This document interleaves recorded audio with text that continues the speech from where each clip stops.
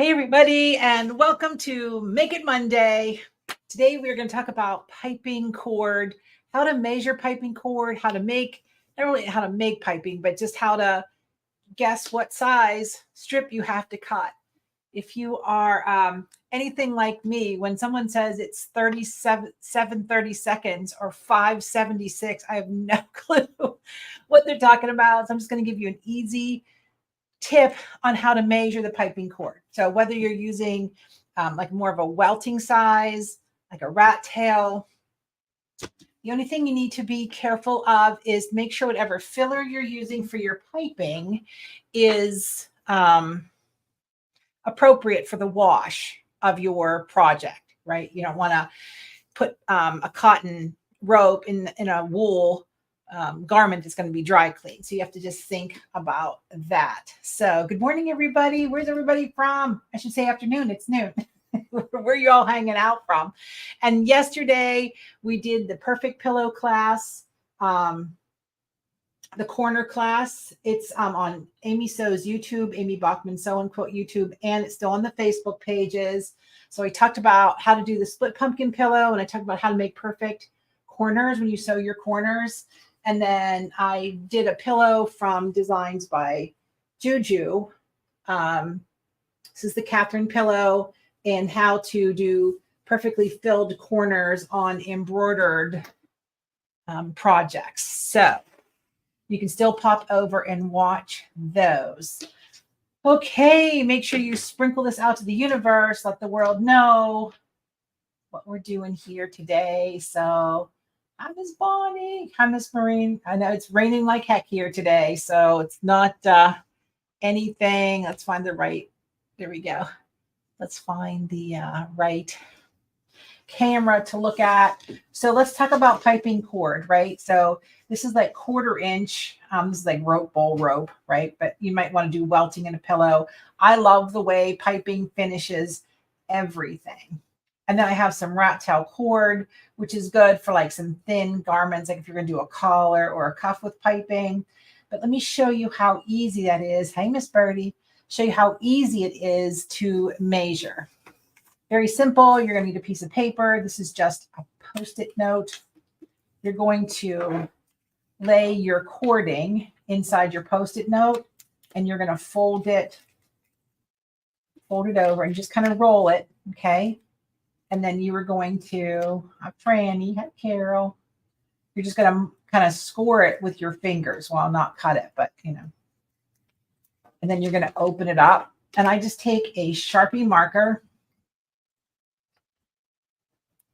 so you can see where the fold is, right? So I'll just mark where that fold is. And then we need to add a seam allowance. So if your most home deck projects are a 1/2 inch seam allowance, but if you want to add a 1/4 inch seam allowance, right? And then, oh, I lost my ruler. Hang on. Lost my ruler. Here we go. So then you can measure, right? So that is like 1 1/8 inch. I'm going to go with 1 1/4 inch. Hi, Diana. So I'm going to do it one more time. I'm going to do it with the rat tail so you can see what we're doing. It doesn't matter how thick or thin the cord is. Just going to lay it in here, fold it over. Now, of course, this thinner is a little bit trickier to get stuck in there. And you want it pretty firm. You don't want any kind of sloppiness, so to speak. And so I'm just going to score that with my finger, open it up. And this is where the fold was. Now, in relationship to this, right, you don't think about circumference. You're thinking, wow, that's kind of a big strip for such a little piece of cord. Well, when you think about it, it has to wrap all the way around it. Hello, Arkansas Kathy. Hi, Denise. And then we're going to add our seam allowance. So we're just going to add a 1/4 inch seam allowance. If you're doing a home deck project, you may want to add a 1/2 inch seam allowance. Okay, that just depends on your project. I'm going to measure that, and that's just a hair under 1 inch. So I'm going to go with 1 inch.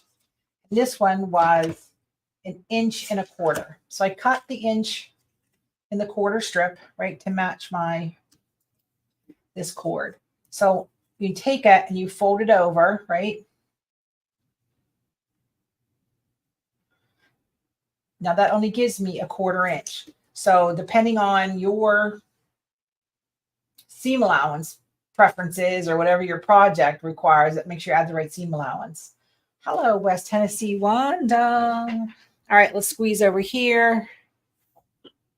Now, every manufacturer has a different piping foot, right? And some are better than others. I'm on a Brothers Dallaire today. This is the piping foot, and I want to call it a welting foot, to be honest with you. It's double piping, so you can do 2 rows of piping at one time. That would probably make a good Make It Monday, right? So it just snaps on. Now, depending on your manufacturer, you may have mini piping, you may have single piping, you may have welting, which is a little bit bigger. It's a little bit of, every manufacturer is just a little bit different, right? Why would you go on? Here we go. All right, so let's talk about our needle position just a little bit. Let me wrap this on here. I will tell you 1/4 inch is not generous enough. I would say 1/2 is going to be the better bet.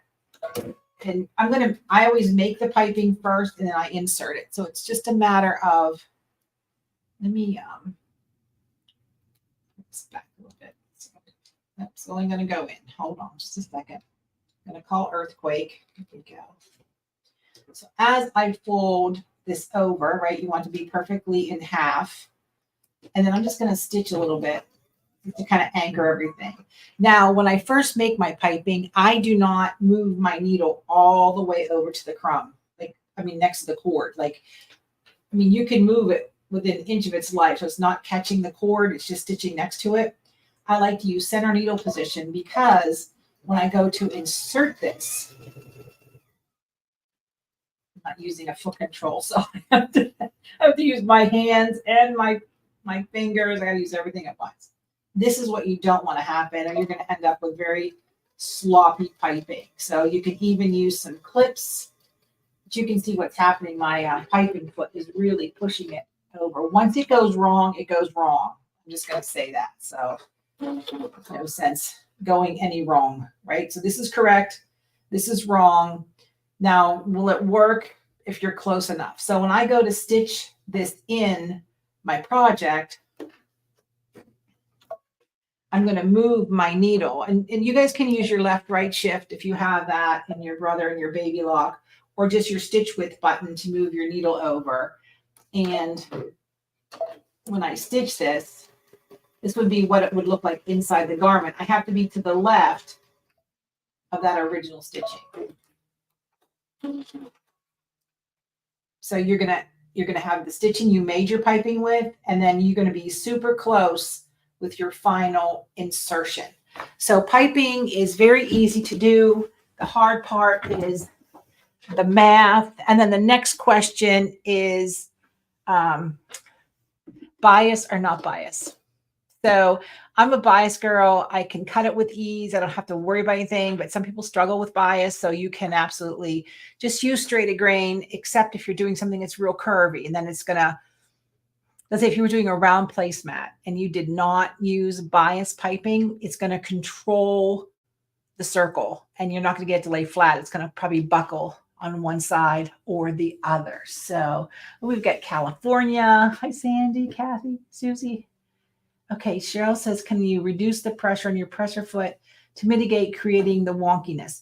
That's a good question, Cheryl. The answer is yes, you can do that. My problem is 1/4 inch seam allowance was not right. 1/2 inch is the way to go. And that Brother piping foot is really deep and thick.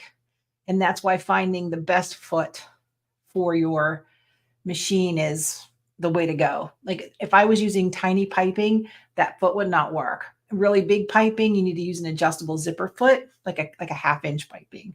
But yes, you can try and adjust your presser foot. And I highly suggest you don't sew with your finger and try to manage the speed and everything while you're trying to demonstrate it. So that is a good question. Hi, Susan. You're welcome, Constance. I appreciate you guys popping on. So Um, thank you, Dara. Piping on a serger is boom, the way to go, right? So those of you who belong to our serger, power serger subscription box, we do a lot with piping and our serger.